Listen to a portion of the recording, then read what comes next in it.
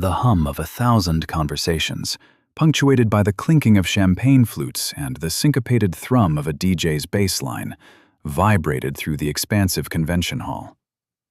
Mark Jensen, a solitary island in a sea of bespoke suits and confident smiles, adjusted the knot of his slightly too tight tie.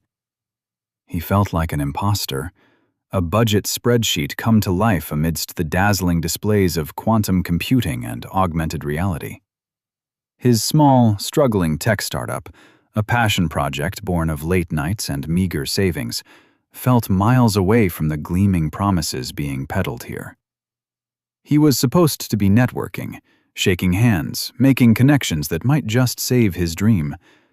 But his gaze kept drifting, drawn by the magnetic pull of the main stage.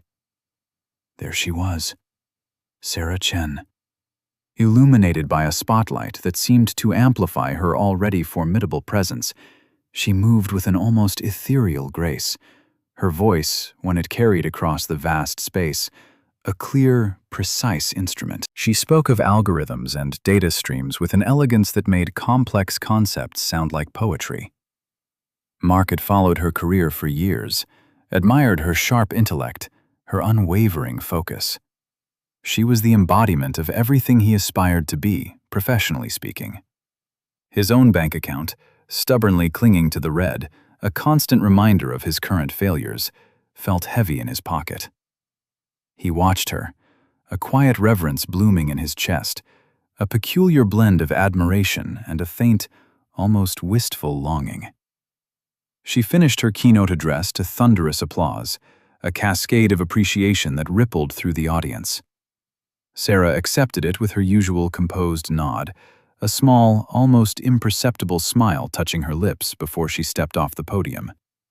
She was instantly enveloped by a swarm of eager executives and journalists, a galaxy of flashing cameras and outstretched hands. Mark expected her to glide through the adulation, a master of her domain. But then something shifted. Her head, previously held high, dipped slightly. Her eyes, usually pools of serene focus, began to dart around the room, a frantic search that belied her customary poise.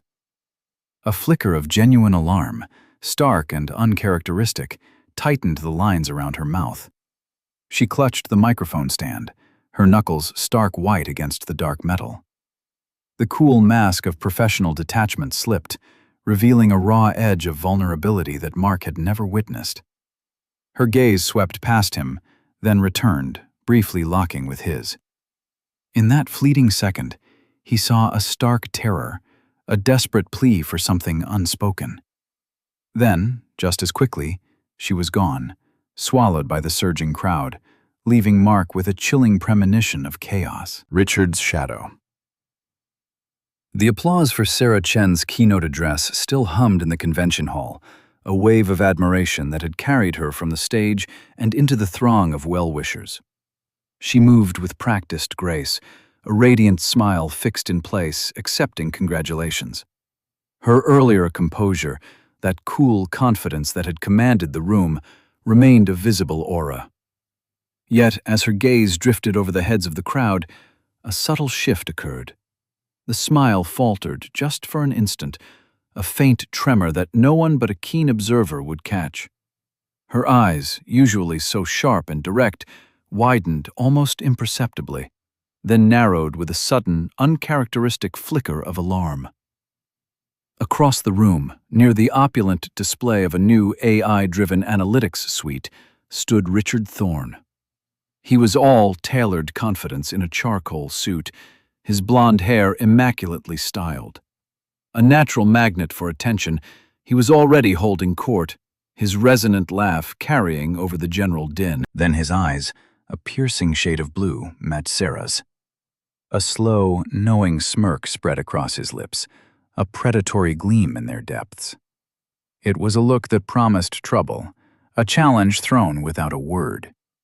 Sarah's breath hitched. The fleeting alarm morphed into something deeper, a sickening lurch of vulnerability, quickly followed by a spark of terror. The noise of the crowd, which had been a supportive hum, now felt like a suffocating blanket. She began to back away, almost imperceptibly, her eyes darting around, searching for an escape route, a friendly face, a shield. Richard, enjoying the effect he clearly had, disentangled himself from his admirers. His walk was unhurried, a deliberate, almost theatrical approach. Each step was a statement, a slow assertion of his impending presence. He maintained eye contact, his smirk widening with every foot of ground he covered. He loved this, the anticipation, the subtle power play. He fed on the discomfort he could generate, especially in Sarah. Mark Jensen, feeling increasingly like an imposter among these titans of industry, had been admiring Sarah from a distance. He'd seen her commanding performance, the effortless way she handled questions. Then he saw the shift, the almost imperceptible crack in her polished facade. His stomach tightened as he watched her eyes dart, a raw vulnerability exposed for a terrifying moment. He followed her gaze and saw Richard, striding with a purpose that felt ominous. A chilling premonition settled over Mark, a cold dread that had nothing to do with his struggling startup. Sarah was in trouble, and the crowd, so recently adoring, was now a mere canvas for her impending public torment. Richard was closing in, his shadow lengthening across the polished floor, a silent promise of confrontation. Sarah's panic escalated, her composure shattering under the weight of his relentless approach. The impromptu boyfriend. The warm hum of applause for Sarah's keynote still resonated in the grand ballroom, a testament to her compelling address. She navigated the post-speech pleasantries with practiced grace, a brilliant smile adorning her face. Yet, from a nearby high top, Mark detected a subtle shift in her composure. Her gaze, usually so forthright, darted nervously towards the entrance. A shiver of premonition traced its way down his spine. Then he saw him. Richard Thorne, a predator in a bespoke suit, moved with deliberate, almost theatrical slowness, his eyes fixed on Sarah. A cruel smile played on his lips, savoring the discomfort clearly blooming on her features. Sarah's confident posture began to waver, a faint tremor betraying her poised shoulders. Her earlier radiance dimmed, replaced by a flicker of alarm, then outright terror. Her head snapped up, a frantic beacon searching the throng, her eyes wide and desperate. They locked with Mark's. Before he could process the silent plea, she was there. A blur of silk and urgency, she seized his arm with surprising force, her fingers digging into his bicep. "Mark, please," she whispered, a frantic, almost inaudible plea, her breath hot against his ear. "Act like my boyfriend. He's coming." Then, in a motion that defied gravity and Mark's comprehension, she was in his lap. The sudden weight, the soft press of her body against his, sent a jolt of pure shock through him. His arms, operating on some primal instinct, wrapped clumsily around her waist. Her scent, a sophisticated blend of jasmine and professional polish, filled his nostrils, momentarily eclipsing the nascent panic. He felt the frantic thrum of her heartbeat against his chest, a rapid drum matching his own internal rhythm. "Just smile," she murmured, her voice laced with a raw vulnerability that tore at something deep within him. He attempted it, a lopsided, unconvincing grimace that likely resembled indigestion. His mind reeled. Boyfriend? Me? He felt like an imposter, a deer caught in headlights. But the urgency of her grip, the sheer terror in her eyes as Richard Thorne's confident stride brought him ever closer, fueled an unexpected surge of adrenaline. He tightened his embrace, striving for an air of normalcy, as if this were an everyday occurrence, while his internal monologue screamed. This was chaos. This was madness. This was strangely exhilarating. A public display. The clinking of silverware and hushed murmurs of the reception hall suddenly seemed to amplify, a discordant backdrop to the approaching figure. Mark felt Sarah tense in his lap, a tremor that traveled through his own body. He followed her gaze to the imposing man weaving through the tables. Richard Thorne. The name, whispered with a certain venom by Sarah just moments ago, now felt like a palpable threat. Richard's smirk was a well-practiced mask of superiority, one that faltered for a fraction of a second as his eyes landed on Sarah, intimately perched on Mark's lap. It was a flicker of genuine surprise, quickly replaced by a predatory glint. He stopped beside their table, his shadow falling over them like a shroud. "Well, well, Sarah." Richard's voice was a low growl, laced with a false sweetness that grated on Mark's nerves. "Moving on quickly, I see. A keynote speaker one moment, a lap ornament the next." His gaze raked over Sarah, then dismissively to Mark. Sarah's breath hitched, but her recovery was instantaneous, a performance worthy of an Oscar. She turned her head, her expression one of innocent delight, a radiant smile blooming on her face. "Richard, what a surprise!" Her voice was light, airy, utterly devoid of the terror Mark knew she felt. "Actually, darling," she purred, her eyes meeting Mark's for a fraction of a second. "Mark and I were just discussing the fascinating points from my speech.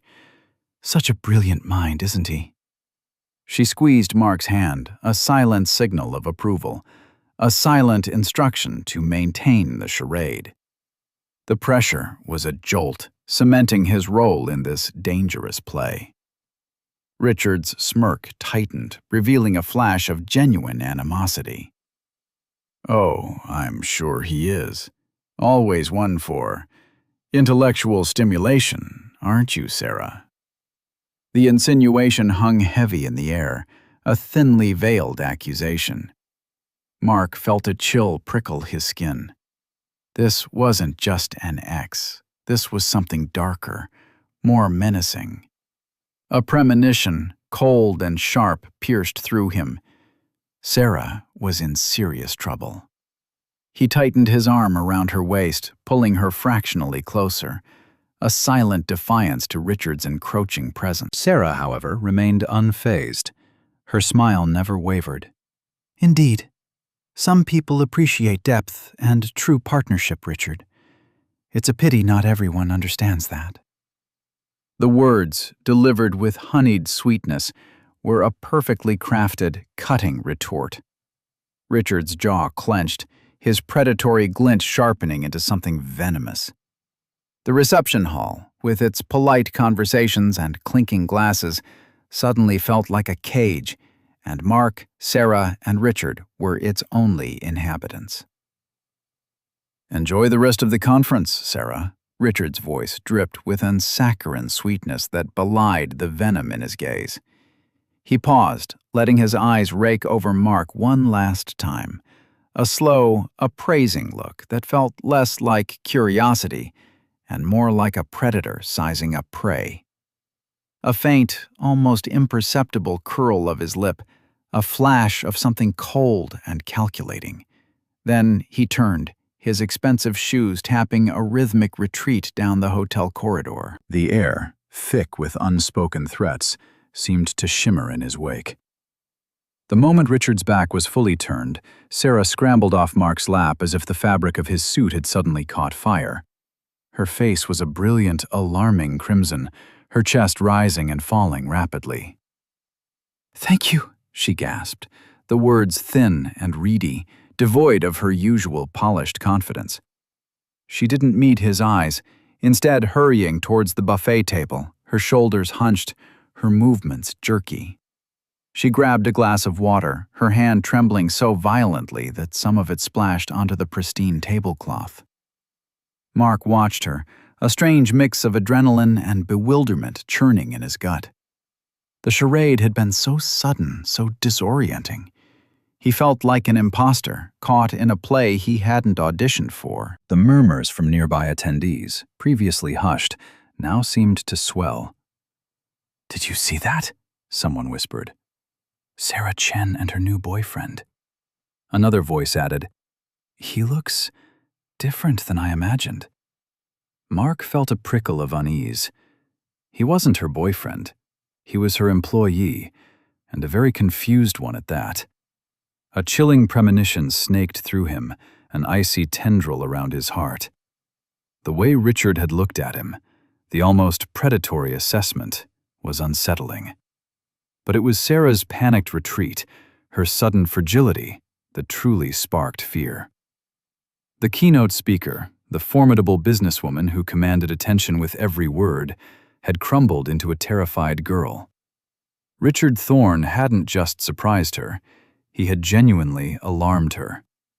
Mark had a sudden, visceral certainty that Sarah was in trouble, and he had just been unwillingly pulled into the vortex of whatever danger was swirling around her. The sweet, cloying scent of the hotel's air freshener now seemed to carry a metallic tang, like blood. Office buzz and secret summons. The hum of the office on Monday morning felt different, charged with an undercurrent Mark recognized immediately as gossip. Every hushed conversation, every averted glance seemed to orbit the incident. He overheard snippets. "Did you see her face?" And "Thorne looked absolutely livid," painting a picture he knew all too well. Mark felt like an imposter sitting at his desk, pretending to review reports while his senses were hyper-alert, tracking every movement. He found himself scanning the cubicles, a knot tightening in his stomach, anticipating the inevitable. Sarah's presence was a palpable absence. When she finally appeared, her usual vibrant confidence was muted, replaced by a careful composure that didn't quite reach her eyes. She moved with an almost imperceptible stiffness, her gaze sweeping over the room, studiously avoiding his. The tension between them was a taut, invisible wire, stretched across the open-plan office. Mark tried to catch her eye, to offer some silent acknowledgement, but she remained resolutely focused elsewhere, a deliberate barrier in place. He watched her for a long moment, observing the subtle tremor in her hand as she set down her coffee, the way she flinched when a colleague clapped her on the shoulder. It wasn't just embarrassment, he realized with a chilling premonition. There was something else, a flicker of genuine alarm, vulnerability, even terror whenever she glanced towards the executive suites. Richard Thorne's office door remained closed, a silent, imposing block of polished wood that seemed to radiate an oppressive stillness. Mark was deep into a spreadsheet, a futile attempt to regain some semblance of normalcy when a shadow fell across his monitor. Sarah's assistant, a young woman named Chloe with a perpetually anxious expression, cleared her throat softly. Chloe rarely approached anyone directly, preferring emails or internal messages. Her presence now, so close to his desk, was unusual. "Mr. Jensen?" she whispered, her voice barely audible over the office drone. Mark looked up, feigning surprise. "Ms. Chen would like to discuss the project with you, in her office, as soon as you're free. Privately." The emphasis on project and privately was clear, a coded message delivered with a nervous glance towards the executive wing. Mark felt a jolt of adrenaline. The confrontation was coming, but not in the way he'd anticipated. It was a summons, and the implications of its secrecy sent a shiver down his spine. The door to Sarah's private office clicked shut, the sound echoing the sudden silence between them. Mark leaned against the polished wood, the lingering scent of her lavender perfume filling the air. Sarah sat behind her expansive desk, not in her usual power pose, but hunched, her fingers tracing invisible patterns on the cool surface. Her vibrant composure from moments ago had completely dissolved, replaced by a raw vulnerability that surprised him. "Mark, I am so incredibly sorry," she began, her voice a fragile whisper. "That whole charade, it was unconscionable. I should never have put you in that position." She looked up, her eyes, usually so sharp and calculating, now clouded with a deep-seated pain. "Richard." He's not just an ex. He was my mentor, my partner, my everything, until he systematically dismantled my career and tried to erase me. Seeing him here, so close to this launch, after all these years, it just triggered something primal. A shiver ran through her, despite the warmth of the room. Mark watched her, a knot tightening in his stomach. He'd seen glimpses of this terror before, but never so openly displayed. It was a chilling premonition, a cold dread that snaked its way around his heart, telling him Sarah was in far more trouble than she was letting on. "Look," she continued, pushing a crisp white envelope across the desk. "This is a substantial bonus. Consider it for your discretion and for enduring my complete breakdown." She then slid a sleek silver tablet toward him. "And this is official. A promotion to head of special projects, effective immediately. It comes with a significant salary increase and stock options. It's the least I can do." He picked up the envelope, the thick paper rustling softly. The weight of it was substantial, a testament to her desperation. He glanced at the tablet, the glowing screen displaying his new title. It was everything he'd ever wanted, laid out before him, a direct consequence of a staged romantic encounter. He felt like an imposter, yet the urge to seize it was undeniable. "I accept," Mark said, his voice steady. He met her gaze, searching for something beyond gratitude or professional obligation. "But Sarah," he added softly, leaning slightly forward, "is that all this is about? Just compensation?" A flicker of something unreadable crossed her features. Alarm, perhaps, or a fleeting panic. Her eyes widened almost imperceptibly, and her lips parted as if to speak, before she quickly composed herself. "Of course, Mark," she replied, her voice regaining a trace of its earlier steel. "What else would there be?" The sudden shift in her demeanor was jarring, leaving an awkward silence hanging between them, thick with unspoken questions. Richard's investigation. The heavy oak door of Richard Thorne's private office clicked shut with a definitive thud, a sound that seemed to absorb all the ambient chatter of the conference floor. Inside, Richard stood, radiating an oppressive stillness, his jaw clenched so tightly the muscle near his ear twitched. He'd ordered a full-scale deep dive into Mark Jensen, expecting to unearth a trove of financial missteps, a questionable past, anything that would expose the man as the opportunistic fraud Richard believed him to be. Days later, the reports landed on his desk, a stack of meticulously compiled data that, to Richard's escalating fury, was conspicuously clean. No questionable investments, no shady dealings, not even a parking ticket in the wrong part of town. Mark Jensen, on paper, was anodyne. A man whose career trajectory was a model of steady, unremarkable ascent. The utter lack of compromising information was more infuriating than any scandal could have been. It meant Richard had no leverage, no weapon. Meanwhile, the very absence of dirt on Mark inadvertently solidified the burgeoning narrative of Sarah's new relationship. The whispers, initially speculative, now carried a weight of certainty. Sarah, delivering her keynote address on sustainable urban development, commanded the stage with an enhanced aura. Her professional confidence, always formidable, was now tinged with a subtle, almost imperceptible glow, a reflected light from the presumed stability of her personal life. The industry press, starved for human interest amidst the usual corporate jargon, had seized upon the power couple angle, inadvertently elevating Sarah's public image to unprecedented heights. Mark, observing Sarah from the periphery, felt a strange dissonance. He watched her, poised and articulate, the epitome of a woman at the zenith of her career, and the charade felt increasingly real, increasingly dangerous.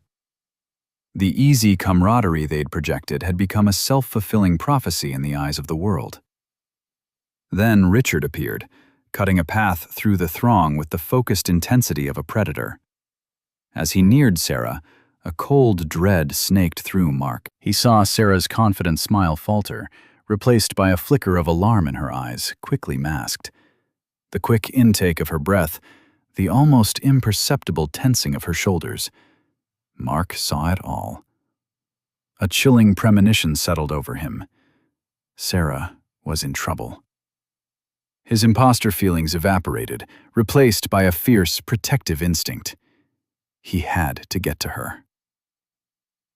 The scent of freshly brewed coffee and polished oak filled Mark's new office, a far cry from the cramped cubicle he'd once occupied. His days now hummed with a purpose he hadn't known before. The financial anxieties that had once shadowed him were gone, replaced by a quiet satisfaction. He found himself walking taller, his shoulders back, a subtle confidence radiating from him. The company, under Sarah's invigorated leadership, was thriving, and Mark was a vital cog in its accelerated growth. His interactions with Sarah had evolved. The initial awkwardness had melted away, replaced by an unspoken understanding. Their professional discussions often ended with a shared glance, a flicker of something beyond business. He'd catch her watching him across the conference room, a faint smile playing on her lips, and a warmth would bloom in his chest. The charade, as he'd initially labeled it, now felt less like an act and more like a foundation for something nascent and intriguing. He felt a fierce, almost primal protectiveness towards her, a sensation that sharpened dramatically when he saw Richard Thorne enter the grand ballroom. Sarah, poised and radiant on the stage, was midway through her keynote address, her voice resonating with authority and passion. She commanded the attention of hundreds, a testament to her brilliance. Then her gaze, sweeping across the audience, faltered. Mark, positioned near the back, felt a jolt. He followed her line of sight, his heart sinking as he saw the familiar, sneering face of Richard Thorne pushing through the crowd. A tremor ran through Sarah. The confident light in her eyes dimmed, replaced by a flicker of alarm. Her voice, moments ago so strong, wavered. Mark saw her hands clench at her sides, knuckles white against the dark fabric of her dress. The elegant composure she'd maintained so effortlessly began to crack, a terrifying vulnerability washing over her. Richard continued his advance, a predatory smile spreading across his face. Panic flared in Sarah's eyes, a palpable terror that rippled through Mark. He felt an urgent, visceral need to shield her, to interpose himself between her and the encroaching shadow. The room, once a vibrant tapestry of applause and admiration, now felt suffocatingly silent, every eye drawn to the unfolding drama. Mark took an involuntary step forward, his jaw tight. The question of their future hung in the air, thick and potent. Was this still about a professional alliance? Or had their shared experiences woven a different, more intricate thread between them? The answer remained elusive, tantalizingly out of reach, yet undeniably present in the electrified space between them.